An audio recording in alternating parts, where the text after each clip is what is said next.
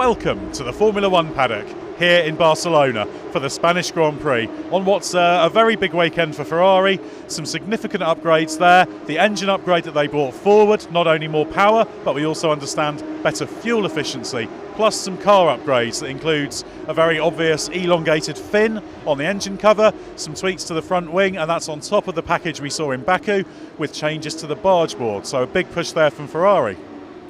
Of course, a difficult day for Ferrari, qualifying behind Mercedes yet again, so those hopes somewhat extinguished. I'm joined by Scott Mitchell to have a look at where Ferrari is at. Now, Scott, Mattia Binotto, the Ferrari team principal, has talked about this aggressive approach they've taken, that they actually changed the way they were doing things. Can you just explain what it is they've done to get these upgrades here and what motivated it? Yeah, so you're right. They've basically had to, in Mattia's words, they've had to shortcut the process. Normally, what would happen is we'd get to Canada round 7 of the season, and the engine manufacturers would roll out their first engine upgrades of the year. That hasn't happened. We've got to Spain, and we had an engine upgrade for Honda in Azerbaijan, and then we've got a new internal combustion engine for Renault here for reliability reasons. But Ferrari's the really interesting one because they've managed to bring it 2 races early purely on performance grounds. That's what they realised as early as Melbourne, that they were probably behind Mercedes where they needed to be.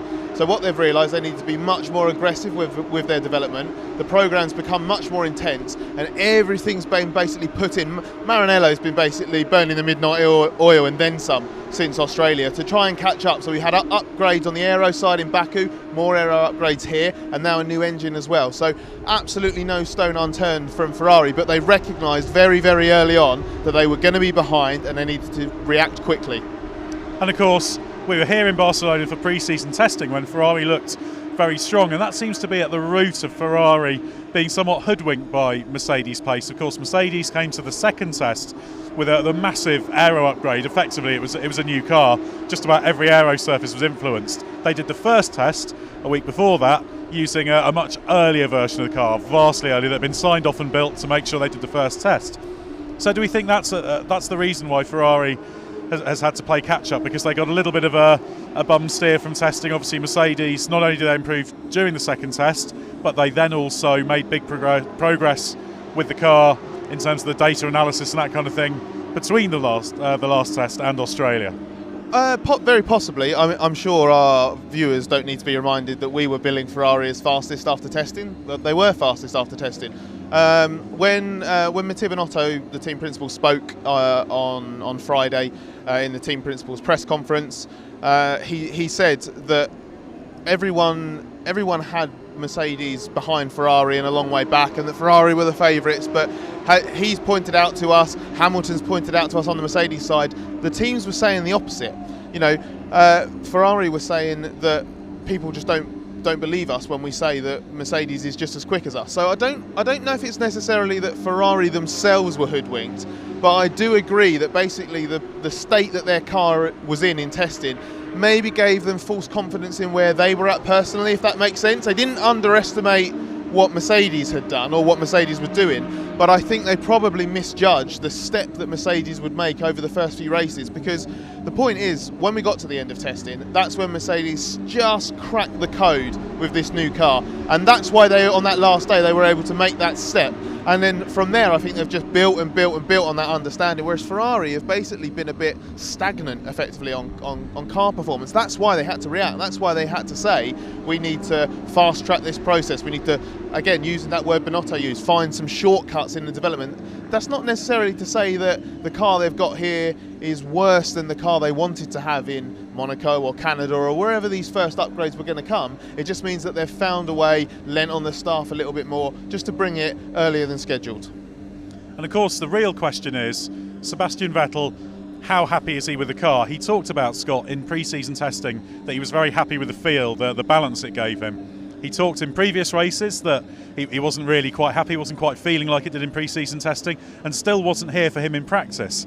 So this is the really interesting thing, that the car that was so alive in testing, for Vettel in particular, Leclerc's having less of an issue with that. He said he's happier with it, he's not struggling so much.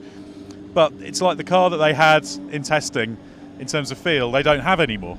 Yeah, and even here, even Leclerc at Barcelona has been saying the car's not perfect balance-wise, and that'll be something of a concern for Ferrari, you know, coming back to where they were so strong, where, you know, as Vettel says, had great feeling here in testing, feeling's not been so great. That's what those were his words on Friday after practice. It just hasn't been the same since. And it would have been too easy for them to say, we're coming back to Barcelona, everything's going to be as rosy as it was in testing.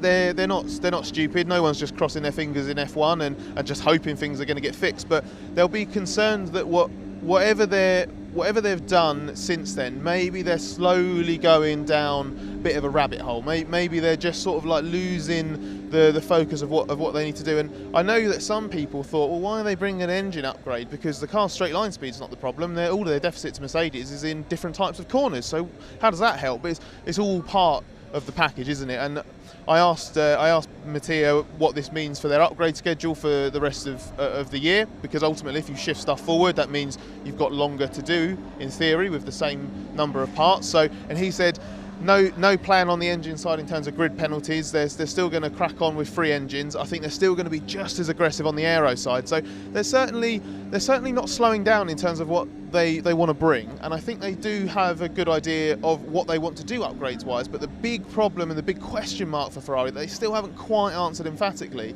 is they don't really understand why it's not working the way they want. And that's what Vettel said. Again, going back to his comments after Friday practice, he said the puzzling thing effectively for Ferrari is we don't understand why that deficit's there in certain corners. We don't understand why that deficit changes as well.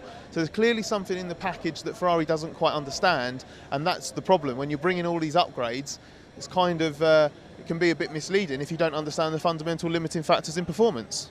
It's very, very difficult to be in the situation Ferrari's in, because I always say when it comes to upgrades and developments, it takes as long as it takes, doesn't it? You can push as hard as you want, but unless you know the parts work, that they're reliable, that they're consistent, that they're doing what you want them to do, they're not ready. And if you start pushing on, I'm always a little bit worried that you rush things. And maybe we saw Ferrari do that a little bit towards the end of last season when they were struggling to catch up against Mercedes. And of course, this game of catch-up is so difficult.